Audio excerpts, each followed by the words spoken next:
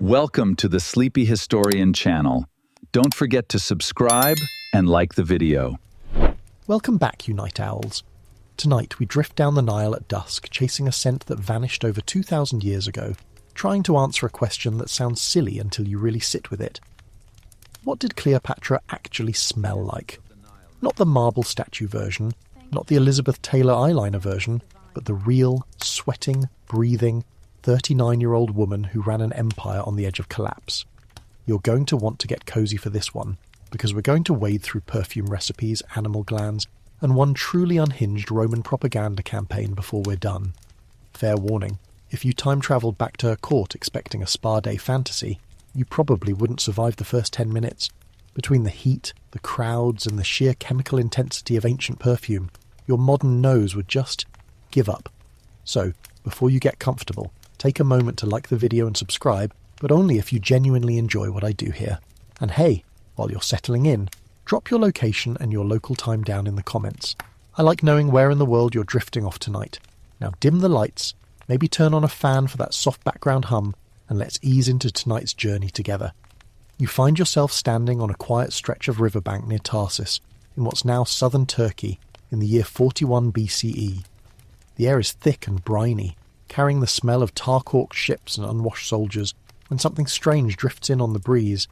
Something sweet, resinous, almost narcotic. You turn, and there it is. A barge with a gilded stern and purple sails, moving slow and deliberate up the river, oars dipped in rhythm, and the whole vessel seems to exhale perfume like it's breathing. This is the moment history remembers, the one Plutarch wrote about more than a century later, second-hand and probably exaggerated, describing incense burning on the deck so thick that the scent reportedly reached the riverbanks before the ship itself came into view. Mark Antony, the story goes, was already seated in the marketplace waiting to receive her, and instead found himself abandoned by his own crowd, because everyone had wandered off to go stare at the smell. Historians still argue whether this account is genuine political theatre, or just later Roman storytelling dressed up to make Cleopatra look like a seductress witch, rather than the shrewd Greek-educated monarch she actually was. Plutarch wasn't there. He was writing more than 100 years after the fact, working from second-hand sources that were already politically motivated. Rome had every reason to paint Egypt's last pharaoh as an exotic temptress, rather than a serious head of state who spoke 9 languages and managed a kingdom's finances personally. But even if the details are embellished, the core idea, that scent was a deliberate, calculated tool of Cleopatra's diplomacy, lines up with what we know about Ptolemaic Egypt more broadly. This wasn't a woman who left anything to chance. Every detail of that barge, from the purple sails to the boy dressed as Cupid fanning her, was stagecraft. And the perfume wasn't an accident either. It was the opening line of a very expensive, very deliberate seduction, both political and personal, aimed at pulling the most powerful Roman in the eastern Mediterranean into her orbit. Here's the mainstream historical fact worth sitting with. Egypt, by this point, controlled some of the most important perfume and incense trade routes in the ancient world, funneling frankincense and myrrh up from Arabia and the Horn of Africa, and turning them into finished luxury goods in royal workshops. Scent wasn't a side hobby for the elite. It was an industry, a diplomatic currency, and a genuine expression of religious devotion, because in Egyptian belief, the gods themselves were thought to smell divine. Sweat of gold, some texts claimed, breath like myrrh. To smell expensively was, in a very real sense, to smell like a god. And Cleopatra, who publicly styled herself as the living incarnation of the goddess Isis, had every reason to make sure her personal scent reinforced that claim every time she walked into a room. Now here's your quirky tidbit for the night. The kind of detail that never makes it into the movies. Modern chemists and archaeologists have actually tried to get close to recreating what Cleopatra might have smelled like, using residue found in ancient perfume vessels excavated near her old perfume manufacturing site at Mendes and Thmuis, sites we're going to spend a whole section on later tonight. The results, when researchers rebuilt the formula using ancient methods, weren't anything like a delicate modern floral. They described something closer to a thick, warm, almost syrupy blend, heavy on myrrh, cardamom, and long-lasting resins, worn more like a second skin than a spritz. You would have smelled her before you saw her, and the scent would have clung to a room for hours after she left it. We're going to come back to that barge more than once tonight, because it's the perfect entry point into everything else. The trade networks that made perfume possible, the workshops where it was mixed, the diplomatic games it enabled, and the very real, very human body underneath all that fragrance. A body that still had to sweat, bathe, digest food, and live in a hot North African climate without air conditioning or modern soap. Because here's the thing this story rarely admits. The reason Cleopatra needed all that perfume in the first place had just as much to do with covering up the ordinary, unglamorous realities of ancient hygiene as it did with seducing anybody. Empire or not, goddess or not, she was still a person standing in the Egyptian sun. For now, just picture that barge easing closer to the dock, the scent thickening in the humid air, soldiers abandoning their post to go look, and somewhere at the centre of it all, a queen who understood, long before modern marketing ever existed, that the fastest way into someone's memory is through their nose. Let that image settle as we drift back a little further, past the barge, past Tarsus, into the older, stranger, much smellier world of Alexandria itself. You step off that riverbank image for a moment and let your mind carry you south and west, back to Alexandria itself, the city Cleopatra actually called home, and the place where most of her days, the unglamorous, unrecorded, thoroughly human days, actually happened. Forget the barge for a minute. Picture instead a Tuesday morning in the palace quarter, sometime in the 40s BCE, and let your nose do the exploring, because Alexandria was, by every account we have, an absolute sensory assault. The city sat where the Nile met the Mediterranean, which meant it inherited smells from both worlds at once. From the harbour side you'd get salt, tar, drying fish, and the damp rot of seaweed baking on the docks. From the land side the Nile brought its own signature aroma, a rich, muddy, slightly sulphurous smell from the annual flooding that deposited black silt across the fields, the very silt that made Egypt's agriculture so ridiculously productive in the first place. Ancient Egyptians actually called their own country Kemet, the Black Land, directly referencing that fertile dark soil, and you can bet that smell was baked into everyone's earliest memories, a comforting earthy note underneath everything else. Then layer in the human city. Alexandria in Cleopatra's era had somewhere between 300,000 and 500,000 residents, making it one of the largest urban centres on Earth at the time, rivaling Rome itself. That many people, packed into a Mediterranean climate with no modern sewage systems, no refrigeration, and no mass-produced soap, produced a smell profile that would knock you flat today. Open-air markets sold fish, meat, and produce that sat out in the heat for hours. Public latrines existed, but sanitation was inconsistent at best, and waste often ended up in canals or simply dumped into streets. Animals, donkeys, oxen, goats, chickens, moved through the city constantly, adding their own contribution to the ambient aroma. Historians still argue whether Alexandria was notably cleaner or dirtier than comparable ancient cities like Rome or Antioch, since our written sources mostly come from elite authors who rarely mention the smell of poverty. But archaeological evidence of drainage systems suggests Alexandria was at least trying, in fits and starts, to manage the problem. And here's where it gets interesting. Against that backdrop of fish guts and animal dung and human sweat, incense burning was almost constant. Temples burned resin offerings daily as part of religious ritual. This wasn't occasional, it was baseline infrastructure, like the hum of an air conditioner you stop noticing. The Temple of Serapis, one of the largest religious complexes in the city, would have had near-continuous incense smoke drifting through its courtyards. Wealthy households burned their own smaller quantities at home, partly for religious reasons and partly, frankly, because it helped mask the ambient stench of city life. If you were rich enough, you effectively purchased the right to smell like a god instead of like your neighbours. Here's your mainstream fact for this section. Ancient Egyptian religious and medical texts both treat pleasant scent and physical health as deeply intertwined concepts, almost inseparable from each other. The Ebers Papyrus, one of the oldest surviving medical texts in the world, dating to roughly 1550 BCE and still very much in circulation as reference material in Cleopatra's time, includes recipes combining medicine and perfumery. Salves meant to heal skin conditions that also happen to smell wonderful. because the Egyptians didn't draw a hard line between medicine and fragrance the way we tend to today. Smelling good wasn't vanity. It was considered a component of being well, spiritually and physically both. Now for something genuinely fringe, the kind of detail that tends to get left out of the polished documentaries. Some scholars have pointed to evidence that ancient Alexandrians used a substance called kyphi, a complex, multi-ingredient incense blend containing things like honey, wine, raisins, juniper, and a laundry list of resins. Not just for temple worship, but reportedly as something closer to a mild sedative, burned in the evening to help people relax and sleep. Recipes for kiai survive on temple walls at Edfu and Philae, and they're wildly complicated, sometimes calling for over a dozen separate ingredients that had to be prepared in a specific order, on specific days, according to specific ritual timing. If that's accurate, then Cleopatra likely grew up literally breathing something like an ancient aromatherapy candle every single evening of her childhood, which honestly puts your fancy diffuser to shame. Picture her then, not on a golden barge, but as a girl in the palace, learning her 9 languages, memorizing the movements of the stars her tutors tracked so carefully, and absorbing, without even realizing it, an entire sensory education.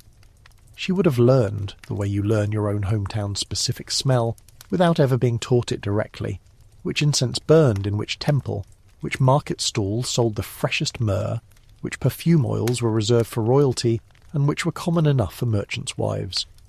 That knowledge, soaked in slowly over a childhood in Alexandria's markets and temples and palace corridors, would eventually become one of her sharpest political tools. Because you don't stage a seduction as precise as that barge at Tarsus without decades of quiet, unconscious training in exactly how scent moves people. And that training happened in workshops. Real, physical rooms staffed by real workers, mixing real ingredients under royal supervision. That's where we're headed next. Inside the walls of Cleopatra's own perfume-making operation, the place where myth stops being myth and starts being an actual industrial process, with recipes, quality control and secrets worth killing over. Somewhere behind the public face of the palace, past the reception halls and the diplomatic gardens, there was a working room that history barely bothers to mention, and it's exactly where your imagination needs to go now. The Royal Perfume Workshop, the actual production floor where Cleopatra's personal scent identity was engineered, tested, and jealously guarded. You have to understand something about ancient perfumery first. It wasn't a bottle you picked off a shelf. It was a labour-intensive, multi-day process involving crushed petals, ground resins, animal fats, and oils, all combined through a technique called enfleurage, where fragrant materials were layered into fat or oil and left to infuse, sometimes for weeks before being strained and refined. Egypt had been refining this craft for well over 1,000 years by Cleopatra's time, and royal workshops functioned almost like modern research labs, employing specialised workers whose entire careers revolved around perfecting specific formulas. Here's your mainstream fact. Archaeologists excavating the ancient city of Thmuis in the Nile Delta uncovered what's believed to be the remains of an actual ancient perfume factory, dating to roughly the era just before and during Cleopatra's reign, complete with clay basins, mixing vessels, and furnace remains consistent with large-scale fragrance production. This wasn't some small artisan's shop.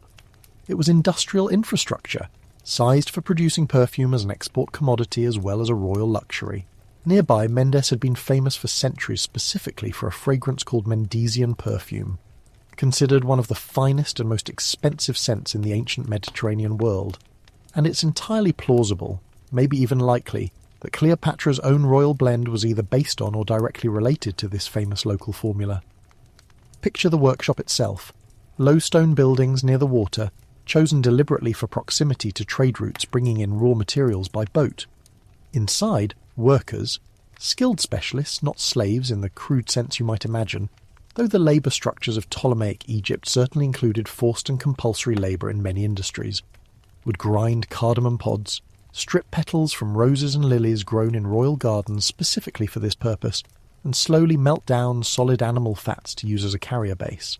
The air in there would have been overwhelming, thick with competing floral and resinous notes, hot from the constant low fires needed to keep the fats liquid enough to work with.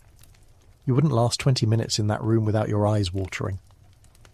Quality control mattered enormously. Because royal perfume wasn't just about smelling nice. It was a diplomatic tool, a gift-worthy commodity, and a marker of divine status all rolled into one.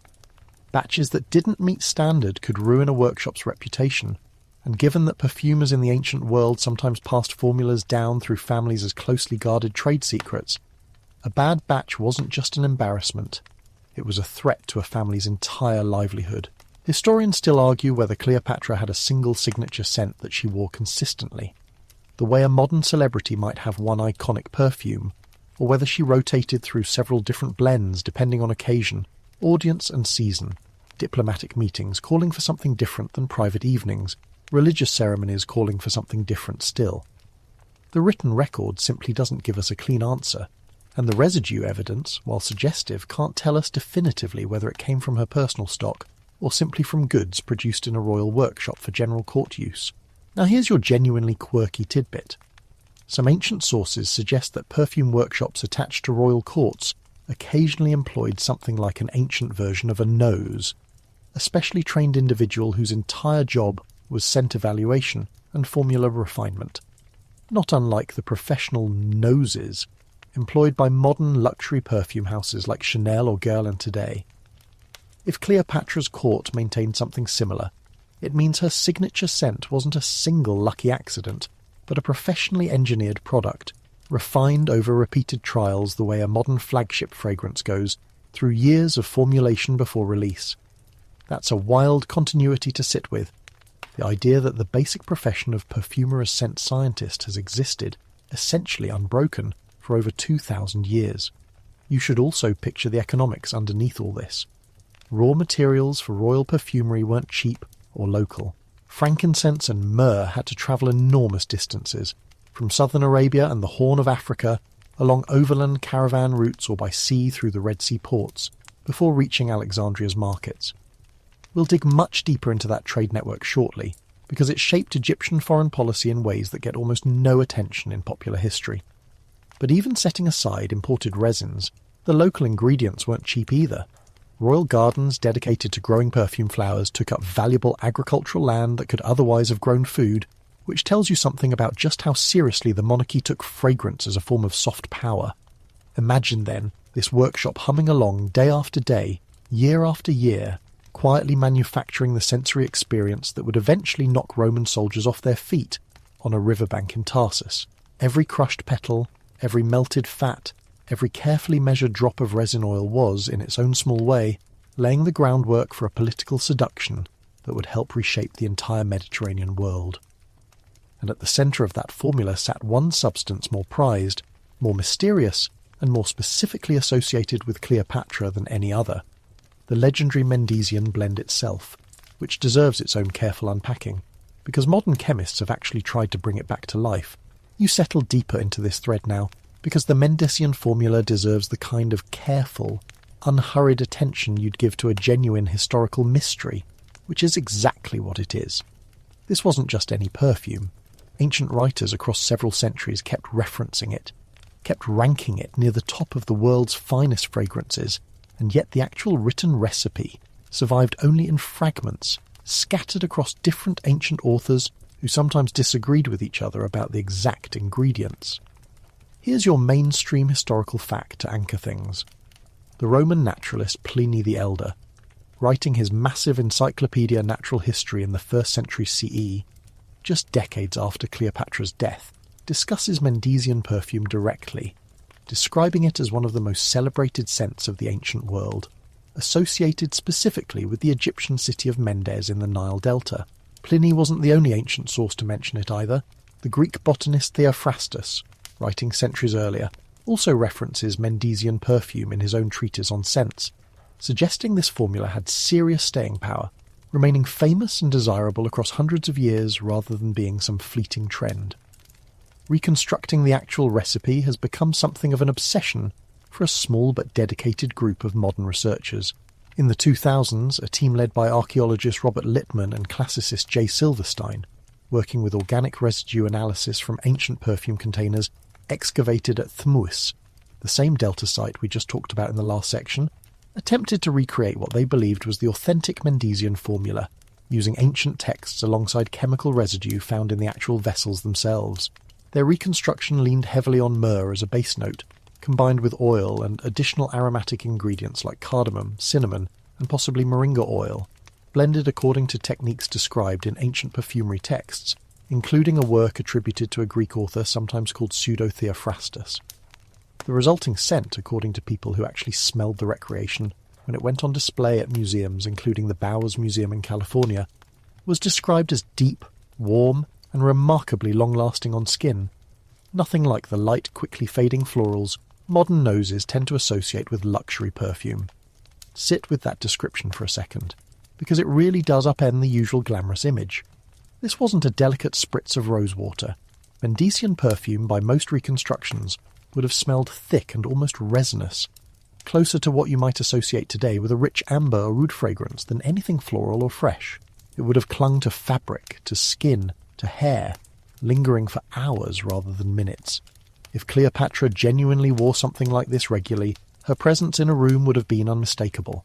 Not a light hint of fragrance drifting past you, but a heavy, enveloping cloud that filled a space and stayed there long after she'd moved on to somewhere else. Now, historians still argue whether the modern reconstructions are actually accurate to what royal Egyptian perfumers were producing during Cleopatra's specific reign, or whether they more closely represent an idealized, generic Mendician style that had shifted and evolved over the centuries between Theophrastus's descriptions and Cleopatra's own lifetime. Ancient recipes weren't standardized the way modern manufactured products are. A Mendician perfume made in one workshop in one decade might have differed meaningfully from one made 100 years later, or 50 miles away. The same way, barbecue means something different depending on which region of the American South you're standing in. The residue evidence from Thmuz gives us a plausible snapshot, not a definitive, universally accurate formula. Here's your quirky fringe tidbit for this section, and it's a genuinely strange one. Some later Greek and Roman sources claim that certain elite Egyptian perfumes, possibly including variations on the Mendician formula, included small amounts of ingredients considered borderline psychoactive by ancient standards, certain resins and plant extracts that were believed to produce a mildly euphoric or relaxing effect on the wearer and on people around them, beyond just the pleasant smell itself. Modern toxicologists remain sceptical about how much actual physiological effect these ingredients would have produced given the concentrations likely used, but the ancient belief itself is fascinating. The idea that royal perfume wasn't just meant to smell good, but was engineered, at least in theory, to subtly alter the emotional atmosphere of a room, making everyone in it just slightly more relaxed, more receptive, more pliable. Whether or not the chemistry actually worked that way, the intention behind it tells you everything about how seriously ancient perfumers thought about scent as a tool of influence. Think about what that means for someone like Cleopatra, stepping into a negotiation with Roman generals who held the actual military power in this relationship. She couldn't outmuscle Rome. She couldn't out-legion Mark Antony or, later, Octavian. But she could, quite literally, change the chemical atmosphere of the room before a single word of negotiation started, wrapping her guests in scent designed, whether through genuine pharmacological effect or pure psychological association with luxury and divinity, to put them at ease, to make them associate her presence with pleasure and abundance rather than threat. Its soft power in the most literal possible sense, engineered molecule by molecule in a Delta workshop, carried across the Mediterranean in small stoppered jars. And that brings us quite naturally to the raw materials themselves, because none of this, not the Mendician blend, not the Kiphi, not any of it, was possible without frankincense and myrrh, two resins so valuable that entire kingdoms rose and fell based on who controlled their trade routes. Let your imagination travel now, far south and east of Alexandria, down past the Red Sea, into the dry mountains of what's today Yemen and Oman, and further still into the Horn of Africa, because that's where this story's most valuable ingredients actually came from, and understanding that geography changes how you think about everything Cleopatra wore. Frankincense and myrrh are both resins tapped from specific desert trees, Boswellia species for frankincense, Commiphora species for myrrh, using a technique that hasn't changed much in thousands of years. Harvesters cut shallow slashes into the bark, and the tree responds by weeping a sticky resin that hardens into golden or reddish-brown tears over the following weeks. Those tears get collected, sorted by quality, and prepared for a journey that could stretch well over 1,000 miles before reaching a Mediterranean buyer. Here's your mainstream historical fact.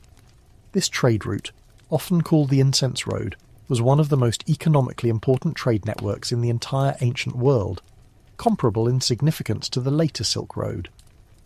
Camel caravans carried frankincense and myrrh north through the Arabian Peninsula, through kingdoms like Saba, the biblical Sheba, and Hadramaut, whose entire economies were built around controlling and taxing this resin trade. By the time a shipment of myrrh reached Alexandria, it had often passed through dozens of hands, each one adding a markup, which is exactly why these resins were valued, ounce for ounce, at levels comparable to precious metals. Some ancient sources suggest that at certain points frankincense literally traded at prices rivaling gold. Egypt, under the Ptolemies and especially under Cleopatra, had a direct and pressing interest in controlling as much of this trade as possible, not just for perfume but for religious ritual, medicine, and embalming, all of which consumed enormous quantities of these resins. This is actually one of the more underappreciated aspects of Cleopatra's foreign policy.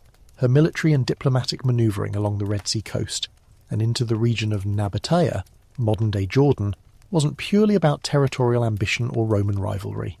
It was also about securing and protecting access to incense trade routes and the lucrative bitumen deposits around the Dead Sea, both of which fed directly into Egypt's luxury goods economy.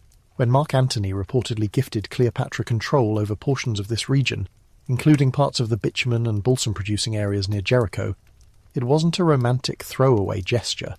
It was a genuinely significant economic transfer, handing Egypt greater control over some of the ancient world's most valuable raw materials.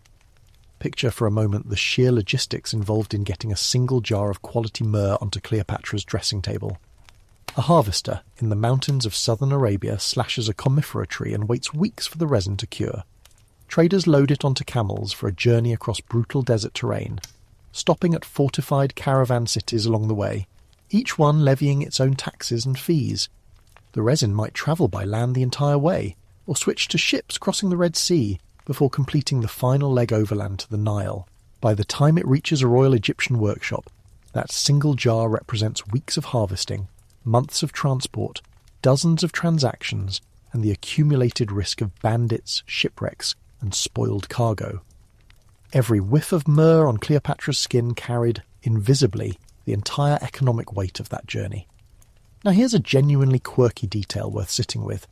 Some modern historians and archaeobotanists have pointed out that the specific varieties of frankincense and myrrh most prized in the ancient Mediterranean world may have differed meaningfully from what's commonly sold as frankincense and myrrh in modern aromatherapy shops today, since trade routes, tree populations and harvesting practices have all shifted over 2,000 years. If you bought a bottle of myrrh oil at a wellness store this afternoon, there's a real chance it wouldn't smell identical to what Cleopatra actually wore, because the specific tree populations tapped by ancient Arabian and Somali harvesters may have produced resin with a subtly different chemical profile than what's commercially harvested today. It's a small detail, but it's a good reminder that even when we think we're recreating ancient scents, we're often working with approximations rather than exact matches. Historians still argue over exactly how much control Ptolemaic Egypt actually exercised over these trade routes versus how much they simply purchased finished goods from Arabian and Nabatean middlemen who guarded their monopoly fiercely.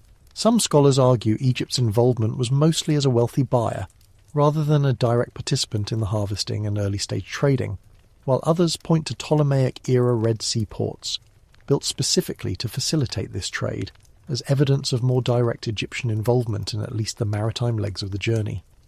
Either way, the economic stakes were enormous, and Cleopatra, ever the pragmatist, understood that controlling fragrance wasn't just about personal vanity. It was about controlling one of the ancient world's most lucrative luxury industries, an industry that funded temples, funded armies, and funded the very perfume workshops we just spent an entire section exploring. All that resin, all that camel-borne cargo, all that political manoeuvring. It eventually came home to something startlingly ordinary, a body that needed washing. Because for all the diplomatic theatre and religious symbolism wrapped up in Egyptian fragrance culture, at the most basic level, perfume existed alongside actual bathing, actual water, actual oil rubbed into actual skin, and that's where we're headed next. into the surprisingly labour-intensive, surprisingly human reality of how a pharaoh actually got clean. You picture it now, the actual physical labour behind getting Cleopatra clean each day, and it's worth slowing down here, because this is one of those details that reframes royalty as something a lot closer to an operation than a lifestyle. Bathing in the ancient world, especially for the elite, was not a quick 5-minute shower. It was a production, often involving multiple attendants, several stages, and a small arsenal of oils, scrapers, and scented preparations. Here's your mainstream fact. Ancient Egyptians, going back well over 1,000 years before Cleopatra's reign, were remarkably advanced in personal hygiene compared to many of their contemporaries, and this reputation held into the Ptolemaic era. Egyptian bathing practices typically involved washing with water, often followed by the application of oil to the skin, since soap as we understand it today didn't really exist yet in the Mediterranean world. Instead, people used natron, a naturally occurring mineral salt harvested from dry lake beds in Egypt itself, combined with oils and sometimes ash, to create a cleansing paste that could lift dirt and oil from skin.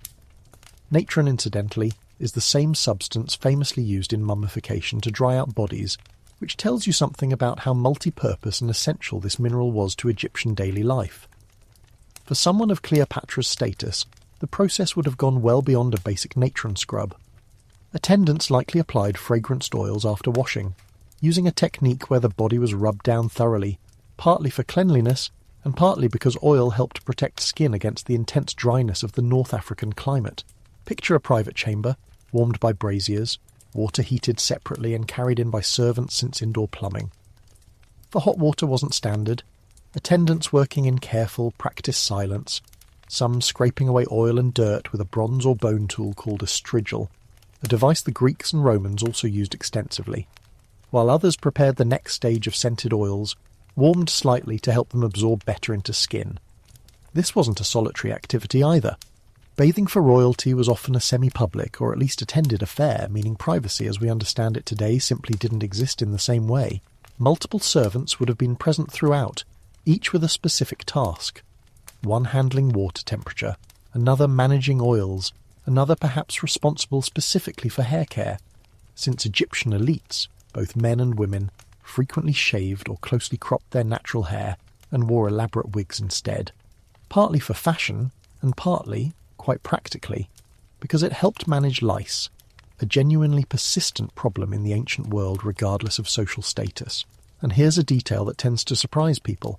Historians still argue over just how much Egyptian elites, including Cleopatra herself, shaved their bodies as a matter of routine hygiene, since Greek and Roman sources mention Egyptian body hair removal practices with some frequency. But it's genuinely unclear how consistently royal Ptolemaic Egyptians, who were ethnically Macedonian Greek by descent, not native Egyptian, despite Cleopatra famously being the only Ptolemaic ruler who reportedly bothered to learn the Egyptian language, actually adopted these specifically Egyptian hygiene customs versus maintaining more Greek-influenced personal habits. Cleopatra sat at a genuinely interesting cultural crossroads here, presenting herself publicly as the reincarnation of Isis and adopting Egyptian religious and cultural symbolism deliberately and strategically, while her actual daily habits may have blended Greek, Egyptian and broader Hellenistic Mediterranean customs in ways we simply can't fully reconstruct from the surviving evidence. Now here's a quirky tidbit that tends to get people's attention. Some ancient sources and later folklore traditions associate Cleopatra with bathing in donkey's milk, a practice more commonly and reliably attributed to the Roman Empress Poppaea Sabina, wife of Nero, who lived about a century after Cleopatra. The lactic acid in milk does have genuine mild exfoliating properties, and if Cleopatra did use milk-based treatments, which isn't implausible given that milk baths appear in various ancient beauty traditions across the Mediterranean, it would have added yet another distinct smell into her daily hygiene routine, a faintly sour, dairy note layered underneath all that resin and floral oil. Whether this specific claim about Cleopatra is genuine history, or a case of later writers borrowing a more famous story and attaching it to an even more famous name, is genuinely unclear. And it's a great example of how historical reputations tend to accumulate borrowed details over the centuries, the way a snowball picks up extra snow rolling downhill. Think about the sheer amount of infrastructure this required. Water had to be sourced, heated, and transported. Oils had to be pre-mixed in the workshops we already explored, Kept at the ready in quantities sufficient for daily use, natron had to be harvested and processed. A dedicated staff of attendants had to be trained, trusted, and kept quiet about the intimate physical realities of royal life, since access to the Queen's unclothed, unperfumed body was itself a mark of extraordinary trust and status. This whole operation, repeated daily, represented a genuinely significant portion of the palace's operating labour, hidden almost entirely from the historical record because ancient authors, obsessed with politics and warfare, rarely bothered writing down the mundane mechanics of royal hygiene. And underneath all of it, underneath the oils and the natron and the imported resins, sat the plain biological truth that perfume was always, at least partly, in the business of covering something up, because for all the divine imagery and diplomatic theatre, Cleopatra's body still produced sweat, still experienced illness, still lived through Egyptian summers without modern climate control. And that unglamorous reality deserves its own honest look. Let yourself sit with an uncomfortable but genuinely important idea for a moment, because it's the honest core of tonight's whole story. All that perfume, all that careful workshop engineering, all that imported resin and warmed oil, a significant part of its job was simply covering up the ordinary, unavoidable smells of a human body living without modern hygiene technology. This isn't meant to be unflattering to Cleopatra specifically, it's just biology, and it applied equally to every single person in the ancient Mediterranean world, from the poorest dockworker to the wealthiest monarch. Here's your mainstream fact to ground this. Modern soap, in the form we recognise today, a manufactured bar combining fats and alkali in a stable, mass-producible way, didn't really exist yet in Cleopatra's Egypt. What people had access to instead were oils, natron, and various plant-based cleansing agents, none of which worked quite as effectively against body odour as modern antibacterial soap does. Body odour itself is caused primarily by bacteria breaking down sweat on skin, particularly in areas like the armpits, and without modern antiperspirants or antibacterial products, that bacterial process would have proceeded largely unchecked, even with regular bathing. Cleopatra could bathe daily, use the finest oils in the ancient world, and still, by the end of a hot Alexandrian afternoon, develop noticeable body odour, simply because the tools available to fully prevent it didn't yet exist. Now layer on the climate. Alexandria sits on the Mediterranean coast, which moderates temperatures somewhat compared to inland Egypt, but summers were still hot and humid, easily reaching temperatures in the 80s and 90s, Fahrenheit with high coastal humidity. Add layers of elaborate royal clothing, often made from linen but sometimes incorporating heavier fabrics, jewellery, and elaborate wigs sitting directly on the scalp, and you've got a genuine recipe for sweating, regardless of how many attendants were fanning her throughout the day. This is actually one of the practical reasons fans and fanning attendants appear so consistently in depictions of Egyptian royalty. It wasn't purely decorative or symbolic, it served a genuinely functional purpose in managing heat and, by extension, sweat and odour. Dental hygiene is another piece of this puzzle that rarely gets discussed. Ancient Egyptian diets, heavy in bread made from grain that was often ground using stone tools, tended to introduce small amounts of grit into food, which wore down teeth over time and could lead to dental problems, infections, and the resulting bad breath, regardless of social status. Egyptian medical texts, including sections within papyri like the Ebers papyrus we mentioned earlier, do include remedies for bad breath and dental pain, using ingredients like frankincense, myrrh, and various herbs chewed or applied directly to address the problem, which tells you this was a common enough issue that dedicated treatments existed. There's no specific evidence about Cleopatra's personal dental health, but given the ubiquity of dental wear in ancient Egyptian skeletal remains generally, it's entirely plausible she dealt with some degree of tooth-related discomfort or odour over the course of her life, managed as best as ancient medicine and perfumery allowed. Historians still argue whether Cleopatra's famously described melodious voice. Plutarch specifically praises her voice as being like a musical instrument, capable of shifting fluidly between many languages, might partly reflect ancient writers' way of praising her overall presence, including things like fresh breath achieved through careful use of scented remedies, since ancient concepts of an attractive, commanding presence often bundled together voice, scent, and bearing in ways that modern readers don't always separate out clearly. We tend to read "she had a beautiful voice" as a purely auditory compliment, but ancient authors frequently blended sensory praise together in ways that might have implicitly included how pleasant someone was to be near, in every sense. Here's a genuinely quirky, slightly uncomfortable tidbit for you. Ancient Egyptian medicine included treatments for various skin conditions that were fairly common in the hot, dusty climate, including things like heat rashes, fungal infections, and parasitic skin conditions, some of which could produce distinct and unpleasant smells of their own. The Ebers Papyrus and other medical texts include recipes specifically targeting these conditions, often combining genuinely useful ingredients like honey, which does have real antibacterial properties recognised by modern medicine, alongside substances we'd now consider medically questionable or even actively harmful, like specific animal dung applied directly to wounds or skin conditions, believed to have protective or healing properties.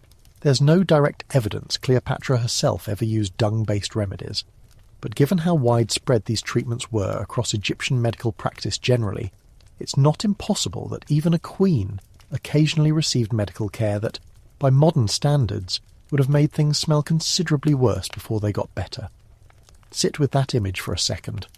The goddess queen on her perfumed barge, and underneath all that engineered fragrance, a genuinely ordinary human body dealing with sweat, dental issues, and the occasional skin ailment, managed with a combination of genuinely sophisticated aromatic science and treatments we'd now recognise as folk medicine at best. It's not debunking exactly. It's more of a completion, the fuller picture that makes the barge scene at Tarsus even more impressive, because staging that kind of overwhelming, seductive sensory experience took real skill, precisely because it had real unglamorous biology to work against. And once you start thinking about the body underneath the perfume, it's a short step to thinking about what sat directly on top of that body. The cosmetics, the Kohl, the elaborate beauty regimen that came with its own hidden dangers, some of which were quietly, slowly poisoning the very people wearing them. Picture Cleopatra seated at her dressing table now, an attendant kneeling beside her with a small palette of pigments, and let your eyes trace over what's actually being applied. Because this next layer of the story, cosmetics, carries its own smell, its own science, and honestly, its own quiet danger that nobody involved fully understood at the time. Here's your mainstream fact. Kohl, the dark eye cosmetic so strongly associated with ancient Egyptian beauty, was made primarily from a mineral called galena, a naturally occurring lead sulfide ore, sometimes combined with other minerals depending on the desired shade and the resources available in a given region.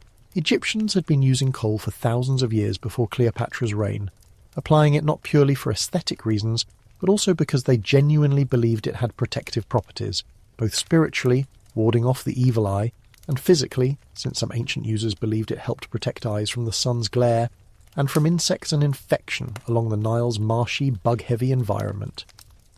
Modern chemical analysis of surviving Kohl samples from Egyptian archaeological sites has confirmed lead compounds as a core ingredient, and lead, as we now know with total scientific certainty, is toxic to the human body, accumulating over time in ways that can affect the nervous system, kidneys, and overall health.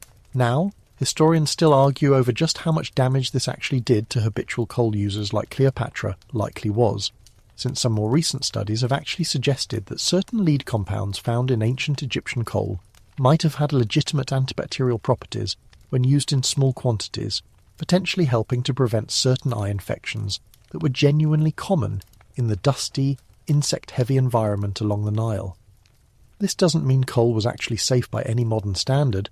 Chronic lead exposure remains harmful, regardless of any secondary antibacterial benefit, but it does complicate the simple, ancient beauty products were purely poisonous ignorance narrative that sometimes gets told.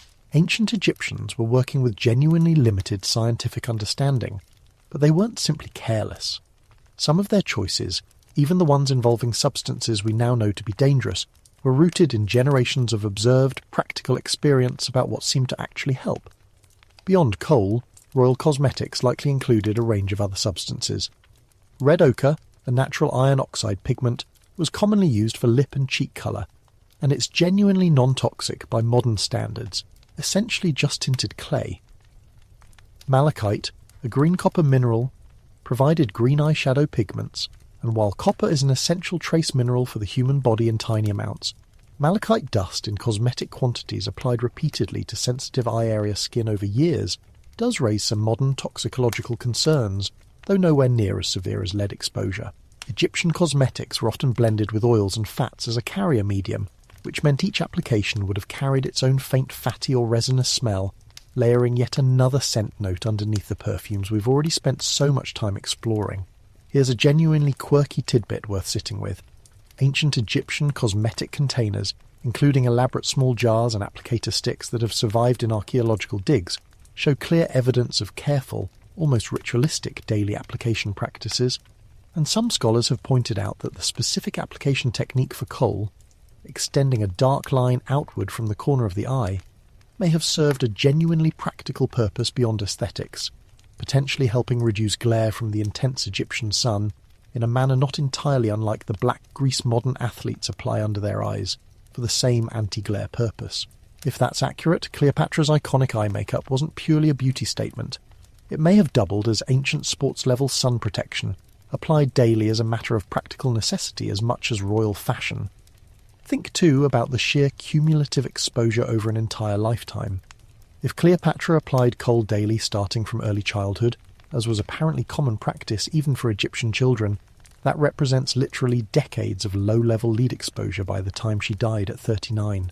Modern medicine understands chronic lead exposure to potentially contribute to a range of health issues, including cognitive effects, fatigue, and various systemic health problems, and it's entirely possible, though obviously impossible to prove definitively without physical remains to test, that Cleopatra's overall health, and even her mood and cognitive function over the years, were subtly shaped by a lifetime of cosmetic lead exposure that nobody around her would have recognised as harmful, because the entire culture considered it normal, protective, and beautiful.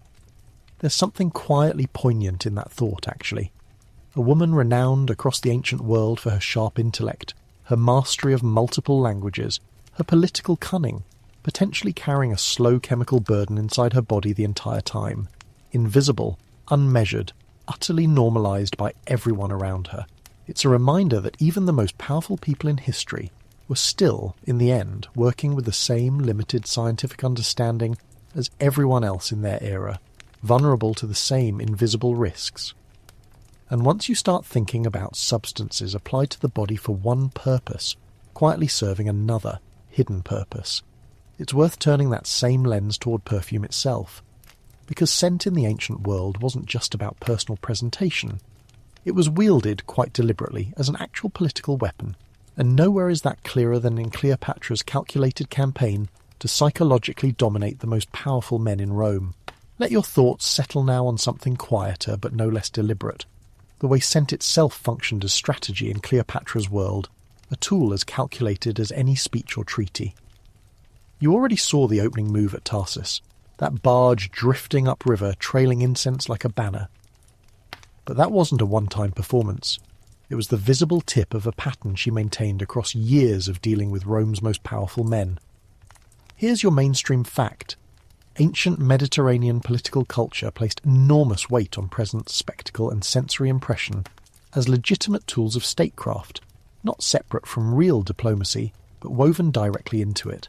Roman generals and senators were themselves deeply attuned to symbolism, triumphal processions, elaborate feasts, carefully staged public appearances, because in a world without mass media, how you appeared, sounded, and yes, smelled in a given moment often was the message, absorbed instantly by everyone present and then retold, exaggerated and spread by word of mouth to people who never witnessed the event firsthand. Cleopatra, educated in Hellenistic court culture, understood this instinctively. Scent wasn't decoration bolted onto her diplomacy. It was one of the primary channels through which that diplomacy operated. Think about what perfume actually accomplished in a negotiation setting. It signalled wealth, obviously, since the raw materials were staggeringly expensive, as we covered when we traced that incense route down through Arabia. But it also signalled control. A queen who could produce and maintain a personal scent this elaborate, this consistent, this overwhelming, was demonstrating command over vast trade networks, skilled labour, and enormous resources, all without saying a single word about it directly. And there's a subtler layer too. Scent operates on the brain differently than sight or sound, tied closely to memory and emotional processing through the brain's limbic system. A connection ancient people didn't understand in neurological terms but clearly grasped intuitively through centuries of ritual and religious practice. A Roman general who left a meeting with Cleopatra carrying her scent lingering faintly on his own clothes would find himself thinking of her, involuntarily, every time that faint trace crossed his awareness again later that evening, or the next day, in ways a mere conversation might not achieve nearly as persistently. Mark Antony, by every surviving account, fell deeply, publicly, politically, catastrophically under Cleopatra's influence, spending years in Alexandria, eventually divorcing his Roman wife Octavia in favour of a relationship with Cleopatra that Roman propaganda would later use devastatingly against him. Historians still argue over how much of Antony's devotion reflected genuine personal affection versus calculated political alliance building on both sides, since Cleopatra needed Roman military backing to secure her throne and protect Egypt's independence just as much as Antony benefited from access to Egyptian wealth and grain supplies. But regardless of the underlying motivations, the sensory theatre Cleopatra deployed, the perfume, the elaborate feasts, the legendary story of her dissolving a priceless pearl in vinegar to win a bet about extravagance, all served the same underlying strategic purpose, making Rome's representatives experience Egypt, and Cleopatra specifically, as something overwhelming, unforgettable, and worth staying loyal to. Now here's your quirky tidbit for this section. Some later Roman sources, admittedly hostile ones writing under the political pressure of Octavian's eventual propaganda campaign against Cleopatra, suggest that her use of scent and luxury spectacle was specifically designed to be remembered and reported back to Rome, essentially functioning as a kind of ancient public relations campaign aimed not just at the Roman officials physically present with her, but at the wider Roman public who would hear second-hand, exaggerated accounts of just how extravagantly the Egyptian queen lived and entertained. If true, this reframes the perfume-soaked barge not just as seduction, but as calculated messaging. Cleopatra understood that stories about her would travel back to Rome regardless of what actually happened. So she made absolutely certain those stories would be dazzling, memorable, and just slightly larger than life, ensuring that even Romans who never met her would form a vivid mental image shaped entirely on her terms. This is where the story gets genuinely tragic in hindsight, because that same strategy eventually backfired catastrophically. Octavian, Antony's rival, and eventually the first Roman emperor under the name Augustus, took those same stories of luxury, scent, and spectacle and twisted them into a propaganda weapon, portraying Cleopatra not as a shrewd, sensorially sophisticated stateswoman, but as a dangerous foreign seductress who had corrupted a good Roman man with exotic indulgence. The very sensory tools that helped her hold power for so long ultimately became the raw material Rome used to justify tearing that power away entirely. Her scent, once a weapon of attraction and control, was recast after her death as evidence of moral corruption, a narrative shift that shaped how Western culture would remember her for the next 2,000 years, right up through Hollywood films that still can't seem to separate exotic from dangerous when it comes to her story. There's something worth sitting with in that irony as we slow down together tonight. The same molecules of myrrh and cardamom that once filled a barge and stopped Roman soldiers in their tracks became, decades later, a kind of posthumous evidence in a political trial she wasn't alive to defend herself in. Scent outlived her politically in ways she probably never intended. And now, remarkably, modern science has actually tried to bring some of that scent back into the physical world, using chemistry and archaeology to reconstruct, as closely as humanly possible, what those long-vanished perfumes might genuinely have smelled like. Your pace slows here, just slightly, the way it should this deep into a night story, and we settle into something a little more methodical now. The actual modern science behind trying to recreate Cleopatra's world in scent form, a genuinely painstaking process involving archaeologists, chemists, and a good deal of careful, patient guesswork. Here's your mainstream fact to anchor this section. The reconstruction project we touched on earlier, led by archaeologist Robert Littman and classicist J. Silverstein, working at the Thmus excavation site in Egypt's Nile Delta, represents one of the most rigorous attempts to date to physically recreate an ancient Egyptian perfume based on real archaeological evidence rather than pure historical speculation. The team excavated a large kiln and multiple ceramic vessels believed to have been used specifically for perfume manufacturing at what was likely a genuine ancient perfumery, dating to a period bracketing Cleopatra's reign. Chemical residue analysis on the interior surfaces of these vessels, alongside careful comparison against ancient written sources describing Mendesian perfume, allowed researchers to propose a plausible ingredient list and production method. The process itself is worth walking through slowly, because it illustrates just how much detective work goes into this kind of historical reconstruction. Researchers couldn't simply pull ancient DNA or intact liquid perfume from a 2,000-year-old jar. Organic materials like oils and resins largely degrade over that kind of timescale, leaving behind only trace chemical signatures absorbed into the porous ceramic itself. Scientists use techniques like gas chromatography and mass spectrometry, tools that break down microscopic samples into their chemical components, to identify what compounds remained embedded in the clay, combined with ancient textual sources describing production methods, including a treatise on scents attributed to a Greek writer sometimes referred to as Pseudo-Theophrastus, which describes actual perfume-making techniques in reasonable technical detail. The team assembled both an ingredient list and a plausible step-by-step production process, then physically recreated the perfume using period-appropriate methods as closely as modern safety and material availability allowed. The resulting reconstruction leaned heavily on myrrh as a dominant base note, combined with moringa oil as a carrier, along with cardamom, olive oil and cinnamon in supporting roles, blended and heated according to techniques described in the ancient texts. When the reconstructed perfume was unveiled publicly, including a notable exhibition at the Bowers Museum in Santa Ana, California, in 2019, visitors who smelled it described something noticeably different from modern fragrance expectations. Heavy, warm, spiced, and remarkably persistent on skin, closer in character to what a modern nose might associate with a rich incense or amber fragrance than anything resembling a light floral eau de toilette. Several reviewers noted it smelled almost edible in its warmth, with strong cinnamon and resin notes dominating over any lighter top notes. Historians and perfume historians alike still argue over how confidently we can call this an accurate reconstruction of what Cleopatra herself specifically wore, as opposed to a reasonable evidence-based approximation of the general style of high-end Ptolemaic-era Egyptian perfumery. The residue came from a perfumery site, not from Cleopatra's personal effects, and there's no way to conclusively prove she personally wore this exact formula rather than a related but distinct variation produced elsewhere.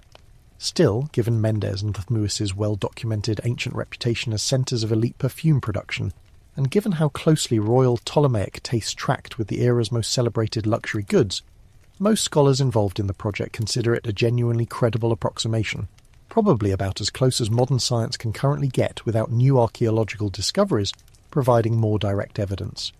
Here's a quirky tidbit worth savouring quietly for a moment.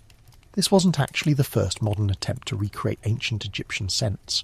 Decades earlier, various perfume houses and museum partnerships had experimented with recreating Kifi, the complex temple incense blend we mentioned back in our second section, using recipes preserved on temple walls at sites like Edfu. These earlier attempts produced a range of results, since ancient recipes often specified ingredients using terms that don't map perfectly onto modern botanical classifications, forcing researchers to make educated substitutions and best guesses about exactly which plant or resin an ancient word actually referred to. It's a humbling reminder that even with genuinely careful, well-funded scientific reconstruction efforts, we're still working through layers of translation uncertainty, botanical drift over millennia, and the simple fact that written recipes, even detailed ones, always assume a certain amount of shared, unwritten knowledge that the original audience possessed, but that modern researchers have to painstakingly reconstruct from scratch. Picture, if you will, a small glass vial sitting in a climate-controlled museum case, containing a liquid a research team spent years piecing together from broken pottery and fragmentary ancient Greek texts, representing humanity's best current guess at a scent that once filled a royal Egyptian barge and, according to ancient legend, helped alter the course of Roman history. There's something quietly moving about that continuity. The idea that curiosity about this particular question, what did she actually smell like, has persisted strongly enough across 2,000 years that modern scientists dedicated genuine careers to chasing down an answer using chemistry that wouldn't have existed even a century ago. And speaking of things modern researchers keep uncovering that surprise us, there's a whole category of ancient perfume ingredients we haven't touched on yet tonight. Ingredients that would probably make a modern audience's stomach turn just a little. Because ancient perfumery, for all its sophistication, relied heavily on animal-derived substances that rarely make it into the romanticised version of this story. Your pace continues to ease now, the way a long evening naturally settles into something slower and more contemplative, and it's a good moment for a slightly strange, slightly funny detour into the animal kingdom's surprising contribution to ancient perfumery, ingredients that modern luxury fragrance still quietly relies on today, even if the marketing never quite says so out loud. Here's your mainstream fact. Several of history's most prized perfume ingredients came directly from animal glandular secretions, valued precisely because of their intense, complex, musky qualities that helped fix a fragrance, meaning they slowed the evaporation of lighter floral and resinous notes, making a perfume last dramatically longer on skin and fabric. Civet, for example, comes from a glandular secretion produced by the African civet cat, a small cat-like mammal, and in concentrated raw form actually smells quite unpleasant, sharp and fecal, but when diluted to tiny concentrations it adds a warm, animalic depth to perfume that synthetic ingredients still struggle to fully replicate even today. Ancient Mediterranean and Egyptian perfumers would almost certainly have had access to civet, or ingredients like it, through the same extensive Red Sea and African trade networks we already discussed in connection with frankincense and myrrh. Musk, another classic animal-derived fixative, traditionally came from a gland found in male musk deer, native to Central and South Asia, meaning any musk reaching Ptolemaic Egypt would have travelled an even longer trade route than frankincense, passing through multiple intermediary regions before reaching the Mediterranean. Ambergris, meanwhile, presents one of history's strangest perfume stories. It's a waxy substance produced in the digestive systems of sperm whales, occasionally expelled and found washed up on beaches after aging in seawater for years, developing a genuinely pleasant, complex, almost sweet marine scent quite unlike its origins would suggest. Historians still argue over how widely available ambergris actually was in the ancient Mediterranean world specifically, since reliable historical references to its use as a perfume ingredient become much clearer in later medieval Arab and European sources. But given Egypt's extensive coastal access and maritime trade connections, it's entirely plausible that ambergris occasionally made its way into elite Ptolemaic perfumery, even if we lack a smoking gun ancient text specifically confirming Cleopatra's personal use of it. Sit with that for a moment. The idea that some of the most luxurious, most expensive, most divinely associated scents in the ancient world were, at their molecular core, built around substances that came from a cat's anal gland, a deer's abdominal pouch, and literal whale digestive byproduct found rotting on a beach. There's something wonderfully humbling about it. Cleopatra, styling herself as the living embodiment of a goddess, moving Roman generals to abandon their posts on a riverbank, was very possibly, at least in small trace amounts, wearing diluted animal secretions as part of the formula that made her seem otherworldly and divine.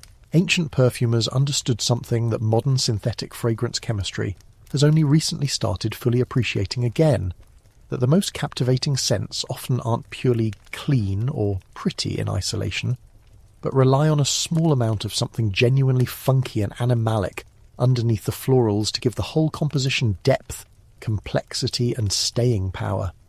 Here's your genuinely quirky tidbit, and it's a good one. Honeybee products played a significant role in ancient Egyptian perfumery and cosmetics beyond just honey itself, since beeswax was commonly used as a stabilizing base in cosmetic and perfume preparations, helping bind other ingredients together into a workable paste or salve. Royal beekeeping operations existed specifically to supply palace workshops, and honey itself appears constantly throughout Egyptian medical and cosmetic recipes, valued both for its genuinely useful antibacterial properties, which we now understand scientifically, and its pleasant sweet scent, which would have added its own warm note underneath the heavier resins and animal-derived fixatives in a finished royal perfume. There's a reasonable scholarly debate here worth mentioning too.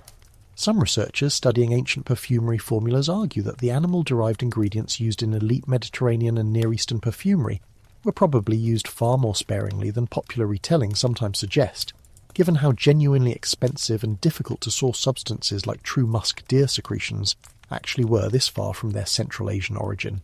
Others argue that Egypt's uniquely extensive and well-organized trade networks, stretching from sub-Saharan Africa through the Red Sea and up through the Levant, made Egyptian royal workshops uniquely well-positioned, compared to most other ancient Mediterranean powers, to actually access and afford these exotic animal ingredients regularly, rather than treating them as rare, occasional luxuries.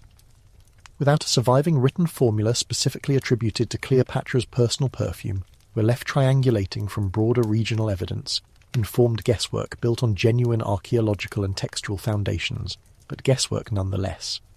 Picture her now, one final time in this part of our story seated in that perfume-thick chamber, an attendant warming a small dish of blended oil over a low flame, resin and civet and honey and cardamom all slowly melding together into something that would eventually travel down a river on a golden barge and reshape the course of Roman history. It's a strange, wonderful, slightly gross alchemy when you really sit with the individual ingredients, and it's worth remembering that Cleopatra wasn't the only powerful woman in the ancient Mediterranean world, investing heavily in scent as a tool of presence and persuasion, which brings us naturally to the women who stood, whether as rivals, contemporaries, or points of comparison, alongside her in this particular arena of ancient soft power. Let your thoughts drift now, slower still, toward the other women of this era, because Cleopatra didn't operate in a vacuum, and understanding how her scent identity compared to her contemporaries actually sharpens the picture of what made her specifically stand out in a Mediterranean world, where elite women, broadly speaking, all had access to fragrance in some form. Here's your mainstream fact. Roman women of the elite classes, particularly by the late Republic and into the early Empire, absolutely valued perfume and cosmetics as well, importing many of the same core ingredients: frankincense, myrrh, and various floral oils, often through trade networks that Egypt itself helped supply. Roman perfume culture, though, tended to develop along somewhat different lines than Egyptian royal perfumery, influenced heavily by Greek traditions and later by direct exposure to Egyptian luxury goods, following Rome's increasing entanglement with Ptolemaic Egypt. Roman writers like Pliny the Elder actually devote considerable space in his natural history to cataloguing different perfume ingredients and their regional reputations, and Egyptian perfumes, including specifically Mendesian perfume, consistently rank among the most prestigious and expensive options a wealthy Roman could acquire, essentially functioning as an imported luxury good the way a modern consumer might view a rare imported delicacy or a designer fragrance from a specific storied fashion house. This actually matters more than it might first seem, because it means that when Cleopatra arrived in Rome in 46 BCE, during an earlier period of her relationship with Julius Caesar, and later when Roman officials and soldiers encountered her directly in Egypt and at Tarsus, her perfume wasn't simply foreign and exotic in some vague, unfamiliar sense. It was specifically recognizable as the genuine article, the authentic high-end product that Roman elites already knew about, coveted, and paid enormous prices to import in smaller, likely less potent quantities. Imagine the difference between smelling a rumour of a legendary dish you've heard about your whole life versus finally tasting it prepared, fresh and full strength, by the actual chef whose reputation built that legend in the first place. That's roughly the gap between the diluted, well-travelled Mendesian perfume available to wealthy Romans through import merchants and the full, fresh, undiminished version Cleopatra could produce directly from her own royal workshops, mere miles from where the raw ingredients first arrived off Red Sea trading ships. Historians still argue over how Roman women specifically viewed Cleopatra's approach to scent and self-presentation, since our surviving sources are almost entirely written by men, and often men with clear political motivations to portray Cleopatra either as a dangerous seductress or, in more sympathetic Greek-influenced accounts, as a sophisticated and cultured monarch. We simply don't have much direct testimony from Roman women themselves about how they perceived Cleopatra's fragrance, fashion, or overall presentation, which is a genuine and frustrating gap in the historical record. What we can say is that Octavia, Mark Antony's Roman wife before his relationship with Cleopatra fully eclipsed that marriage, would have been keenly, painfully aware of exactly what she was being compared against. And Roman propaganda following Antony's downfall worked hard to cast Octavia as the virtuous, appropriately modest Roman wife, in direct contrast to Cleopatra's excessive foreign luxury, a framing that almost certainly oversimplifies two genuinely complex women into a flattened morality tale for political purposes. Now here's a quirky comparative tidbit worth sitting with. Further east, other Hellenistic and Near Eastern royal courts, including the Seleucid dynasty in Syria and various Parthian nobility, maintain their own sophisticated perfume traditions, often drawing on some of the same core trade routes, but developing distinct regional preferences and signature blends. Some ancient sources suggest that royal courts across the broader Hellenistic world engaged in something almost like ancient luxury goods rivalry, with rulers competing not just militarily and diplomatically, but also through the sheer conspicuous extravagance of their court culture, their feasts and, yes, their fragrances, each trying to outdo the others in signalling wealth and divine favour through sensory spectacle. Cleopatra, as the last ruler of the once immensely wealthy Ptolemaic dynasty, inherited both the resources and the cultural expectation to compete at the very top of this particular, unofficial luxury arms race, and by most accounts she absolutely delivered. There's also a worthwhile scholarly debate about how much Cleopatra's specific approach to scent and self-presentation was genuinely innovative versus how much she was simply executing, with exceptional skill and resources, established Ptolemaic royal traditions that her predecessors, including her father Ptolemy XII, and earlier ancestors going back to the dynasty's founding under Ptolemy I, had already developed over the preceding 2.5 centuries of Greek rule in Egypt. Some historians emphasize her personal genius and adaptability, pointing to her documented linguistic skills and political acumen as evidence she likely brought genuine personal creativity to how she deployed scent and spectacle. Others argue we shouldn't overstate any single individual's innovation within what was fundamentally a well-established centuries-old royal Ptolemaic tradition of using luxury and sensory presentation as statecraft, a tradition Cleopatra inherited fully formed rather than invented from scratch. Either way you land on that particular debate, one thing remains certain. Cleopatra's fragrance, whoever ultimately gets credit for its specific formulation, outlived her politically, physically, and symbolically, carrying its associations forward even into the final, sombre chapter of her actual life and death. A chapter that had its own distinct, carefully documented smells, quite different from anything we've discussed so far tonight. Let your breathing slow a little more here, because this next part of the story turns sombre, and it deserves to be told gently, the way you'd lower your voice naturally when a story reaches its quieter, sadder chapters.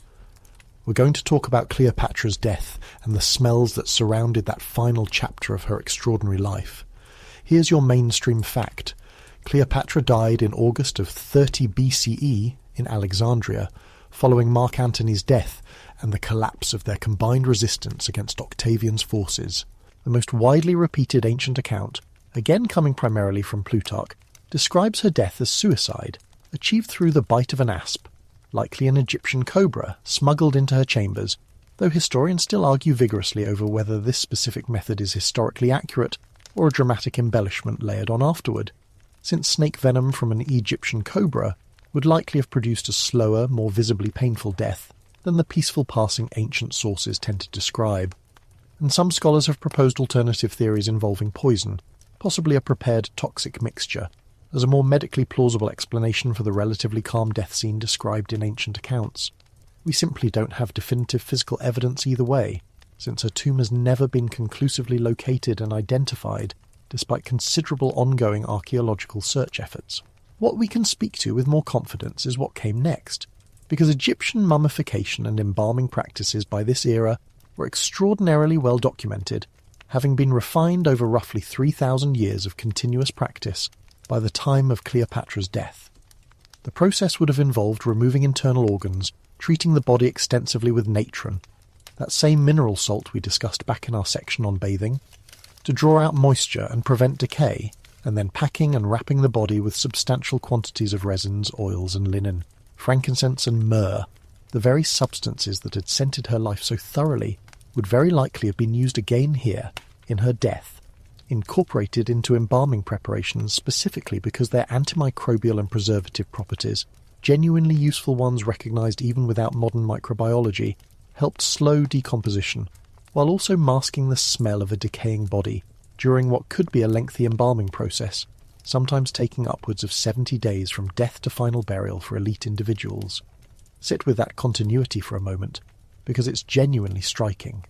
The same resins that once filled a diplomatic barge, that once perfumed a royal perfume workshop, that once may have carried faint traces of civet and honey into a negotiation chamber with Roman generals, were very possibly the exact substances used to prepare her body for its final journey. Scent, in Cleopatra's world, wasn't separate from mortality.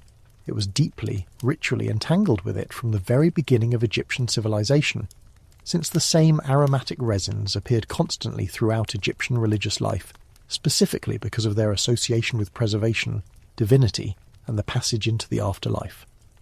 Myrrh in particular held deep religious significance connected to the god Osiris, and the broader mythology of death and rebirth, central to Egyptian religious belief, meaning its use in her embalming would have carried genuine theological weight beyond mere practical preservation. Now here's a genuinely sombre but historically important tidbit.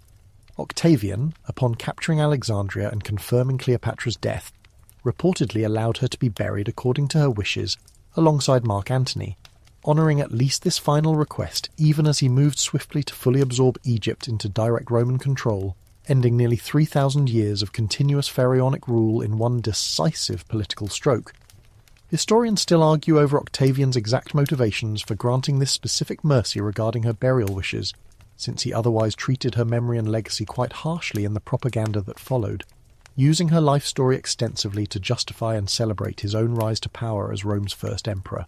Some scholars suggest allowing a dignified, traditionally Egyptian burial served his own political interests, presenting himself to the Egyptian population as a respectful conqueror rather than a purely destructive one, helping smooth the transition of Egypt into a Roman province without provoking unnecessary local unrest.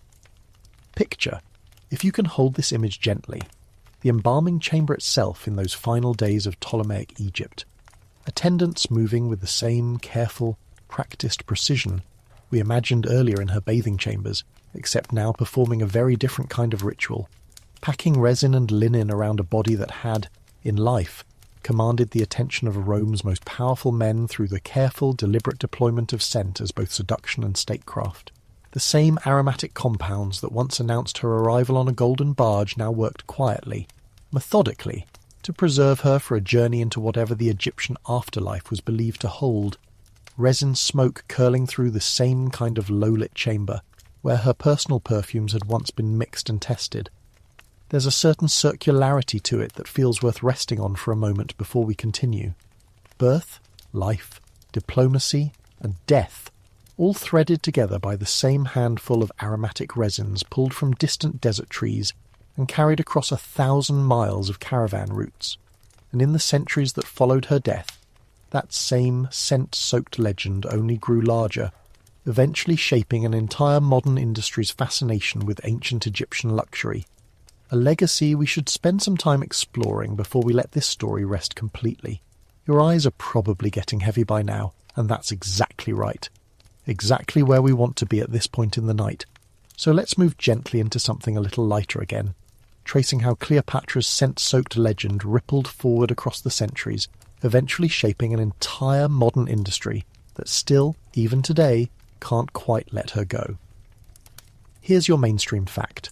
Cleopatra has remained one of the most consistently referenced historical figures in Western perfume marketing and broader popular culture for well over a century now. Her name and image invoked repeatedly to sell everything from soap and cosmetics in the early 20th century to modern designer fragrances explicitly marketed around themes of ancient Egyptian luxury, mystery and seduction. This pattern really accelerated dramatically following the 1922 discovery of Tutankhamun's tomb by Howard Carter, which triggered a massive wave of public fascination with ancient Egypt across Europe and America, a cultural phenomenon historians now commonly call Egyptomania. Perfume houses, fashion designers, and architects alike leaned heavily into Egyptian-inspired aesthetics throughout the 1920s, and Cleopatra, as history's most famous and most romantically mythologized Egyptian queen, became an obvious and endlessly reusable marketing icon. Think about how many perfumes over the decades have used some variation of her name, her imagery, or explicit references to ancient Egyptian secrets in their marketing copy, promising customers a taste of the same exotic, powerful allure she supposedly wielded over Julius Caesar and Mark Antony. This marketing tradition draws almost entirely from the Roman propaganda version of her story we discussed earlier. The seductress, the temptress, the woman whose perfume alone could apparently override a Roman general's political judgment, rather than from the more historically grounded picture we've spent this whole evening building together, the shrewd multilingual administrator who used scent as one carefully calculated tool among many in a genuinely sophisticated diplomatic strategy.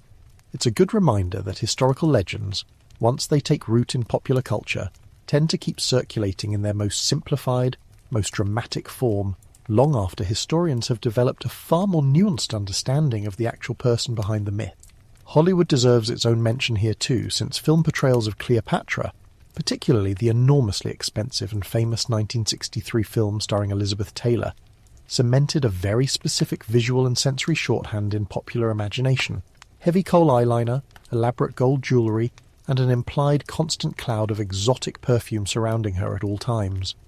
Historians still argue over how much cumulative damage these popular cultural depictions have done to genuine historical understanding of who Cleopatra actually was, since she was ethnically Macedonian Greek, descended from one of Alexander the Great's own generals, rather than the visually exoticized figure so often depicted in Western film and marketing. A casting and costuming tradition that says considerably more about 20th century Western fantasies of the ancient Orient than about the actual historical Ptolemaic court. Here's a quirky, slightly delightful tidbit to close out this thread. Several actual commercial perfumes over the decades have specifically referenced or attempted to evoke the Mendesian formula we spent an entire section discussing earlier tonight, with various niche and mainstream perfume houses releasing Cleopatra-inspired fragrances built around heavy myrrh, resin, and spice notes, consciously or unconsciously echoing what modern archaeological reconstruction has actually suggested her real perfume may have smelled like. There's something quietly satisfying in that convergence. Popular culture, working purely from romantic legend for the better part of a century, and rigorous modern archaeology, working from actual excavated residue and ancient texts, both landing on remarkably similar territory. Something warm, resinous, spiced, and thick, rather than the light floral fantasy earlier eras of perfume marketing sometimes preferred. Beyond perfume specifically, Cleopatra's broader legend has shaped fashion, art, and even scientific curiosity for generations, inspiring genuine, well-funded academic research projects, like the Thmuis excavation and reconstruction effort, precisely because public fascination with her story has never meaningfully faded since antiquity. That's a genuinely rare kind of historical staying power. Most ancient monarchs, even quite significant and consequential ones, fade into relative obscurity outside of specialised academic circles within a few centuries of their deaths.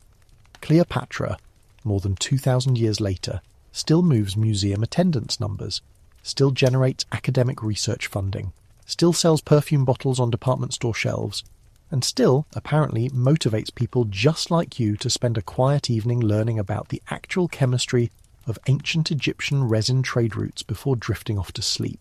There's something worth appreciating in that continuity as we settle even further into tonight's slow wind down.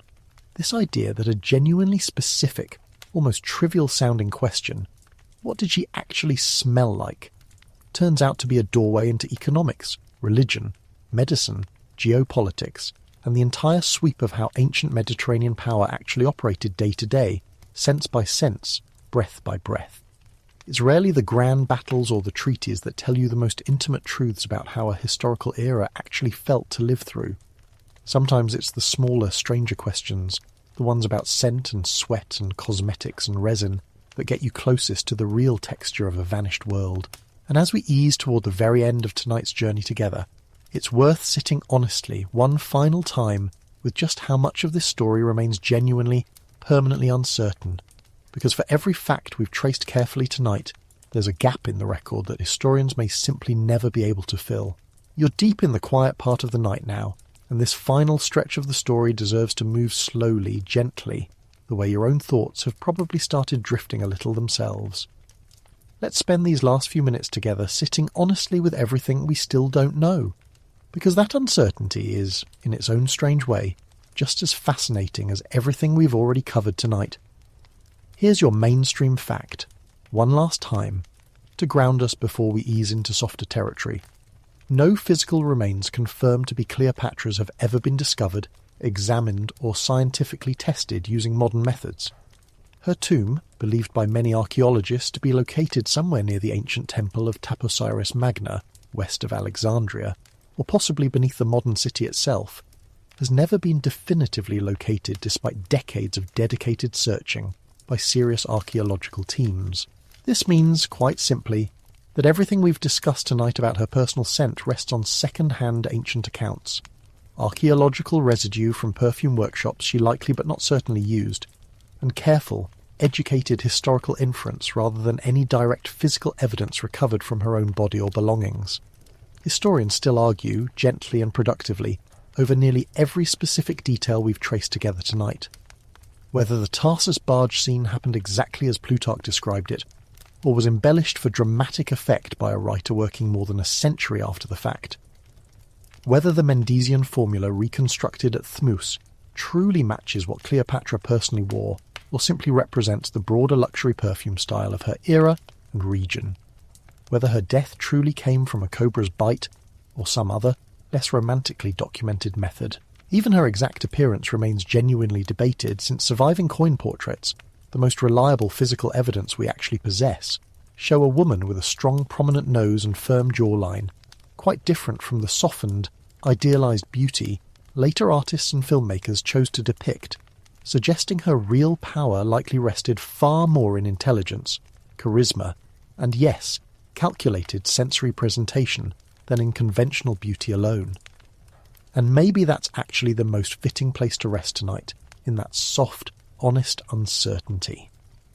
We reached back across 2,000 years, through crushed resin and warmed oil, through Roman propaganda and modern mass spectrometry, chasing something as fleeting and untraceable as a scent, and we got remarkably, genuinely close. Close enough to know she likely smelled of myrrh, deep and warm and resinous. Close enough to know cardamom and cinnamon probably threaded through that base note. Close enough to sense the honey and animal musk hiding quietly underneath.